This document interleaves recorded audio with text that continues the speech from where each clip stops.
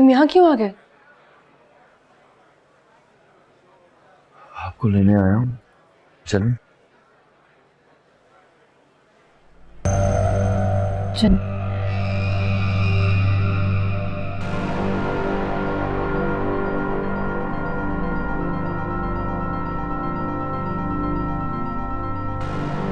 तुम मेरा पीछा नहीं छोड़ोगे ना? क्यों? मुझसे पीछा छुड़वा के इसको पीछे लगाना है? दिमाग ठीक करूँ मैं तो। रहने दो, मेरा मामला है। अरे दिमाग तो ठीक करने देना था उसको। तुम उसको छोड़ो। तुम क्या कह रहे थे? कुछ नहीं, मैं ऐसे ही तुम्हें देखने के लिए चला है। और अब ना मैं एक बात जानना चाहता हूं कि यार आखिर खाती क्या हो तुम? एक मर्द को पीछे करती हो और फिर मुझसे लड़ने के लिए खुद ये तन के खड़ी हो जाती हो। क्या टाइट क्या है तुम्हारा? चलो ये छोड़ो, इतना ही बता दो ये सब कुछ कर कैसे लेती हो? तुम्हारी समझ में नहीं आएगा। अच्छी परवरिश का नतीजा तुम्हारी समझ के बहुत बाहर है।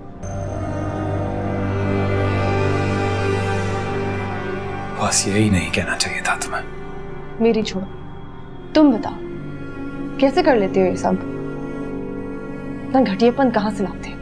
जो इतना जहर अंदर रखा हुआ है, कैसे जी रहे हो? पता है तुम भी समझ नहीं पाओगी, क्योंकि ये जो बुरी परवरिश होती है ना, ये भी अपने साथ बहुत कुछ लाती है। देखो वामिक, मैंने डिसाइड कर ली है, मैं तुम्हारी बीवी नहीं रहना चाहती। अब प्लीज मेरा पीछा छोड़ दो। आयत में नहीं, मैंने माफी मांगी थी तुमसे, मर्द होने के बावजूद भी माफी मांगी थी। और तो माफी से क्या होता है? तुम्हारा क्या मतलब है कि मर्द होने के बावजूद? तुम्हें क्या लगता है कि तुम मर्द हो तो गुनाह करोगे, जुर्म करोगे और माफी मांग लोगे और बस? ऐसा नहीं होता।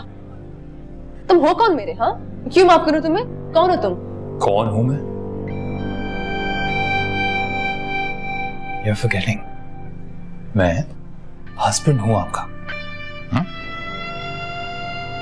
नहीं, तुम सिर्फ एक मर्द हो, एक खुदगर्ज, खुदसर, जिद्दी मर्द, जिसकी ये नाव उसकी जात से काफी बड़ी है। और तुम हस्बैंड हो भी नहीं सकते, क्योंकि हस्बैंड होने के लिए तुम्हें उसके मायने जानने पड़ेंगे, जो शायद तुम कभी भी नहीं समझ सकते। हो गया,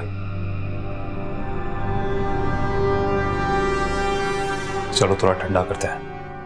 मैं डोंट टच मी। मैं तुम्हारी नहीं, और मैं तुमसे डरती भी नहीं।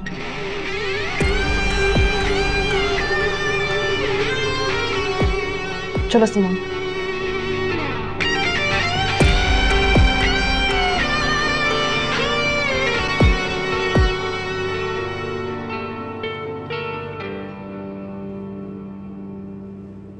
क्या सोच रही हैं पायल?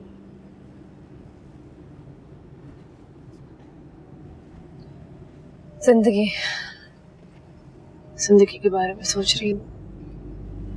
तो क्या सोचा फिर आपने जिंदगी के बारे में?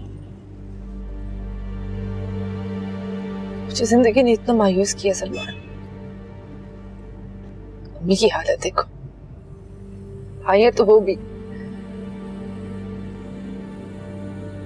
समझ नहीं आती कि हो क्या गया। जानते हो, अब्बू के गए अभी तक 2 दिन भी नहीं हुए। मैं सही तरह से उनका गम भी नहीं रो सकी।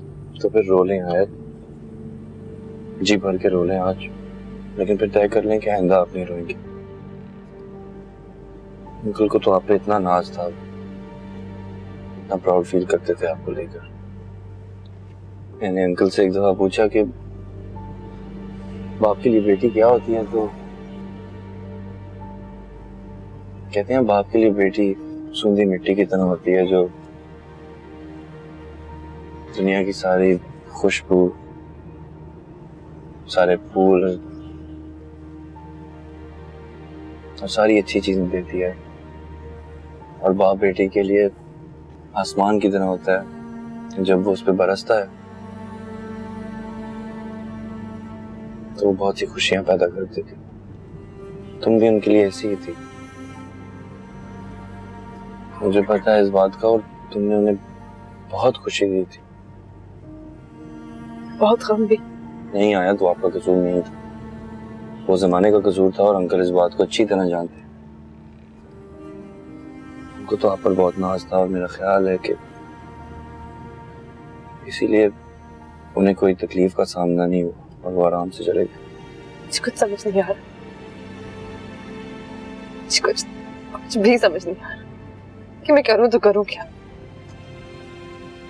सब कुछ बदल गया, कुछ भी पहले जैसा नहीं रहा।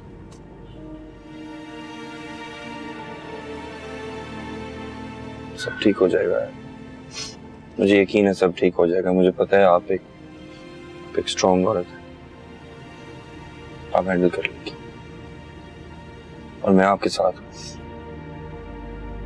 आज भी और हमेशा के लिए। ये मेरा वादा है।